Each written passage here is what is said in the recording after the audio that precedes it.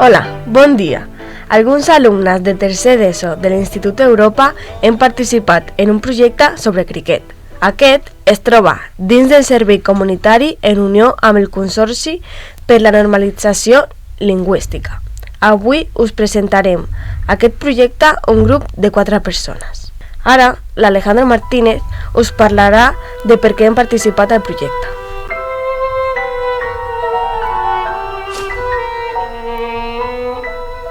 El nostre centre participa des de fa temps en projectes de servei comunitari. Enguany, existien 3 opcions per escollir. Connecta Jove, que consisteix en ajudar adults d'avançada edat a incorporar les noves tecnologies a la seva vida quotidiana. Una altra opció era Juguem sense barreres, per practicar una sèrie d'esports amb alumnes de primària que pateixen algun tipus de discapacitat. I la darrera opció, que és l'opció que us presentarem, que és aprendre a jugar al criquet. Aquest esport interessava als companys de classe per diferents motius. Un, per ser un esport desconegut, i l'altre, per ser un esport molt admirat en diversos països. A continuació, comentarem l'objectiu final, que consistia en conèixer l'esport, enfortir la relació entre nosaltres i aprendre a practicar el joc net.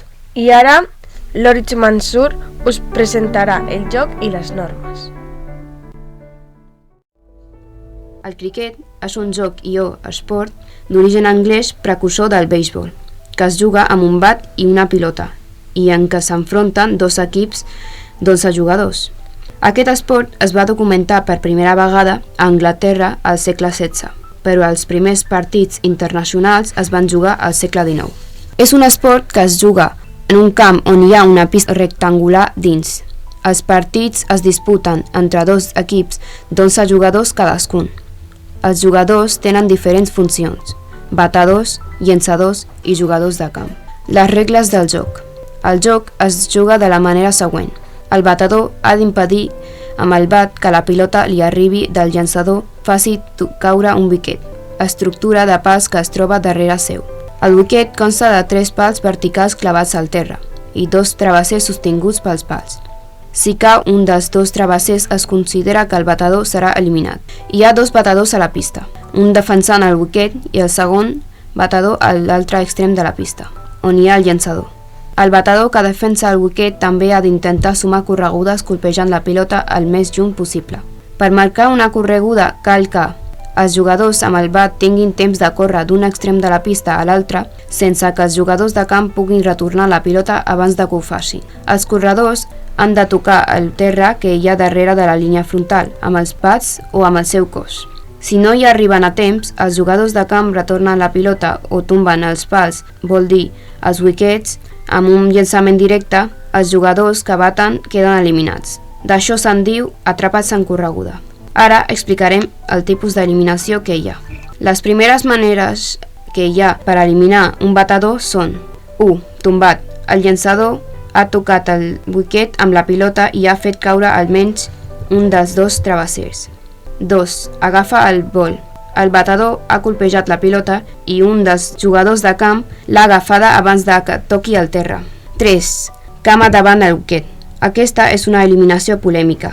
La pilota no arriba al wicket perquè toca la cama del batedor. L'àrbitre ha de jutjar si la pilota hauria tombat els wickets si no hagués tocat amb la cama del jugador. Si aquesta és el cas, el batedor queda eliminat. 4. Atrapat en correguda. Un membre dels jugadors de camp ha tombat el wicket amb un llançament directe mentre un batedor era fora de la seva zona. I per acabar, atrapat fora. És el mateix però fet pel defensor del wicket. Puntuació. Amb un bat es pot marcar més d'una correguda. A vegades se'n fan 2 o 3. Si el batedor colpeja la pilota i aquesta arriba al límit del camp, botant al terra, marca automàticament 4 corregudes. Si a més la pilota surt del camp sense tocar el terra, marca 6 corregudes. En aquests casos, els batedors no necessiten córrer. El criquet es juga en sèries. El llançador llença la pilota en seqüències de 6 llançaments i cada grup de 6 llançaments s'anomena over. Cada over consta de 6 sèries de pilotes jugades. Després de cada sèrie entra un llançador nou, que canvia de costat de pista. Aquí guanya qui fa més corregudes. Hi ha partits d'un nombre d'overs limitats al criquet. N'hi ha de 50 i recentment de 20. I per acabar, la Raquel Martínez us explicarà la valoració de la nostra experiència. La nostra experiència ha estat positiva perquè ens ho hem passat molt bé. Hem après un joc nou amb les seves normes i hem tingut l'oportunitat de practicar-lo. A més, ens hem posat a prova mostrant com érem capaços d'ensenyar el joc a altres companys. Però no tot ha estat fàcil, ja que hem tingut algunes dificultats en aprendre les normes i en treballar en equip.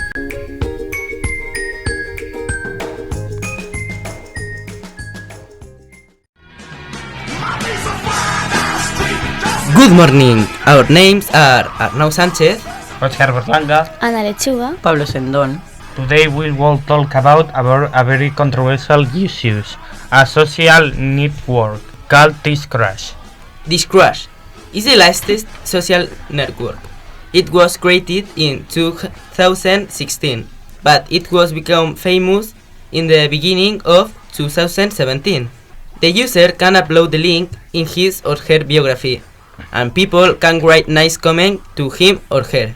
This is the theory, but in the reality it is completely different because the followers appear as anonymous and write some offensive comment to hurt him or her. In the most serious cases, the followers insult the user and create anonymous bullying.